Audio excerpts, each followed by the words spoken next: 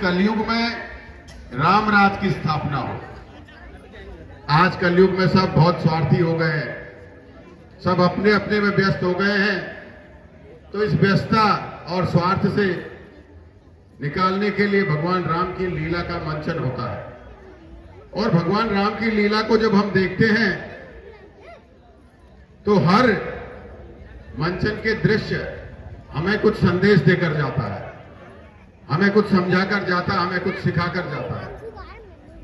और रामलीला का उद्देश्य भी तभी पूरा होगा जब हम भगवान राम के गुणों का अनुसरण करेंगे। आज तृतीय दिवस है, धनुष यज्ञ का दिन है। आज भगवान राम और सीता माता का विवाह समारोह है। अगर हम भगवान राम को देखेंगे तो त्याग, तपस्या, आदर्श पुत्र, आदर्श भाई, क्षमा करने वाले, एक वीर, अच्छे योद्धा, सब गुण भगवान राम के अंदर है। जैसे आज कलयुग में भाई भाई से जमीन के लिए लड़ रहा है या अन्य मामलों में लड़ रहे हैं, एक दूसरे के सहयोग की भावना कम हो गई है। बहुत अच्छे लोग भी हैं, ऐसा नहीं, लेकिन कुछ ऐसी स्थितियां आ गई है। अगर हम रामायण को देखेंगे तो भगवान राम के विवाह के पश्चात राजा दशरथ घोषणा करते हैं कि अब अयोध्या का जो राजपाट है, अयोध्या के राजा के रूप में भगवान राम जो है अयोध्या के राजा बनेंगे और अयोध्या के शासक भगवान राम होंगे। और पूरी अयोध्या सस्ती है, सारे देश विदेश सब राजाओं को आमंत्रण दिया जाता है कि भगवान राम का राज्याभिषेक होगा। भगवान राम के राज्य अभिषेक की तैयारी होती है, लेकिन राजा अभिषेक के पहले दिन कैकेयी मां राजा दशरथ से जो वरदान थे वो मांगती है कि भगवान राम को 14 वर्ष का वनवास हो और मेरे बेटे भरत का राज अभिषेक हो।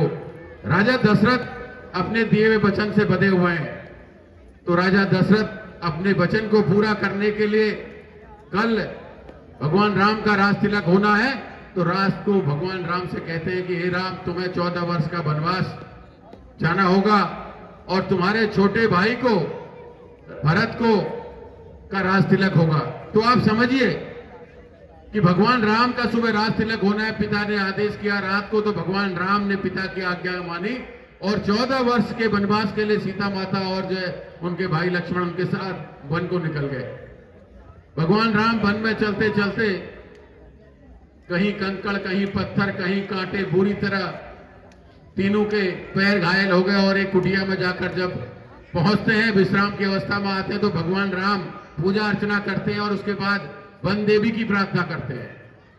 तो वन देवी प्रकट होती है, तो वन देवी भगवान राम से पूछती है, प्रभु आपने मुझे बुलाया, आप अपना आदेश बताइए। तो भगवान राम कहते हैं कि जिस रास्ते से मैं आया उस रास्ते में बहुत कंकड़, पत्थर, कांटे हैं, हमारे पैर घायल हो गए। मैं ये चाहता हूं कि उस रास्ते को आप ऐसा कर दो कि जो वहां से आए उसके पैर घायल न हो। तो वन देवी की समझ में नहीं आता, कहती है प्रभु आपने ये बात आप जब वन के लिए चले थे मुझसे कहा होता तो मैं तभी कर देती, लेकिन अब करके क्या फायदा। तो भगवान राम कहते हैं कि मेरा छोटा भाई भरत मुझे ढूंढते हुए इसी रास्ते से आएगा और मैं नहीं चाहता कि भरत के पैर भी घायल हों। तो आप समझिए, जिस भाई का राज तिलक हो गया, भगवान राम का राज तिलक होना था, उस भाई के लिए इतना स्नेह कि वो नहीं चाहते थे कि उसके पैर में कोई कांटा कंकड़ चुभे। उनके लिए वो रास्ता सही कराने की बात वन देवी से कहते हैं। ऐसा भाई का प्रेम भगवान राम के अंदर था। भरत वहां पहुंचते हैं और भगवान राम से प्रार्थना करते हैं, प्रभु आप योग्य हो, आपका अधिकार बनता है, आप अयोध्या का राजपाट संभालिए। जो पिताजी ने 14 वर्ष का वनवास कहा है वो मैं आपकी जगह उसको मैं करूंगा पूरा। तो भगवान राम मना करते हैं कि मुझे जो है कि वो वनवास मेरे लिए कहा गया तो उसे मैं पूरा करूंगा। तो ऐसा प्रेम भाइयों का।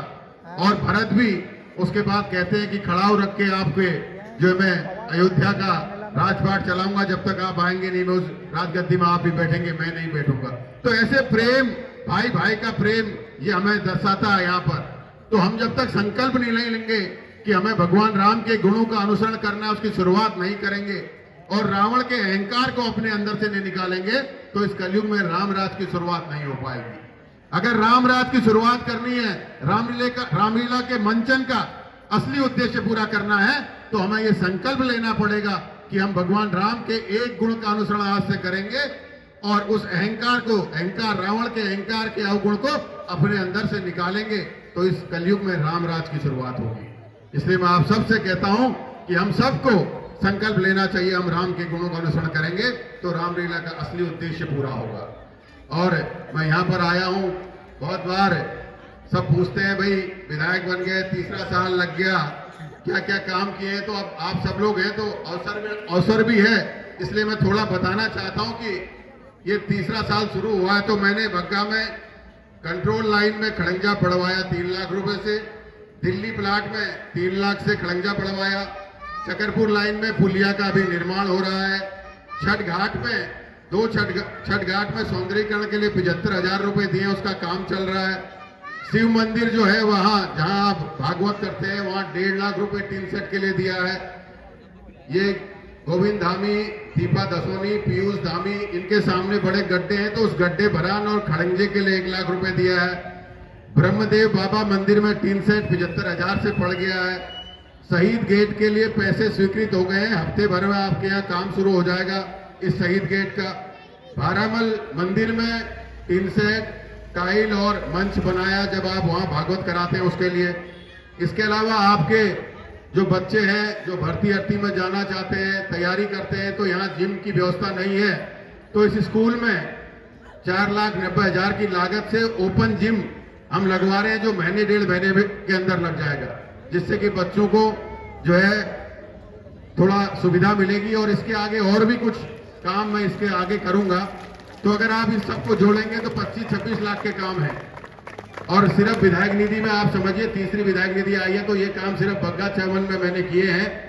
कुछ काम हो गए हैं, कुछ शुरू होंगे हफ्ते 10 दिन के अंदर, और आगे जो भी बन पड़ेगा मैं इसको जरूर कराऊंगा। बग्गा चौवन का जो मुकदमा चल रहा था, मैंने कहा था मैं उसमें हर तारीख पे 50,000 रुपए दूंगा, तो उसके लिए भी कमेटी के पास 40,000 रुपए मैंने जमा करवा दिए हैं। जब तारीख पड़ेगी तो 10,000 और दूंगा। तो मैं इसलिए आप सबसे ये कहना चाहता हूं कि हमें भगवान राम के गुणों का अनुसरण करना है। और एक जयकारा सब लगाएंगे, बोल सियावर रामचंद्र भगवान की, बोल जगत जननी सीता माता की, बोल लखन लाल की, बोल बजरंग बली हनुमान की। धन्यवाद।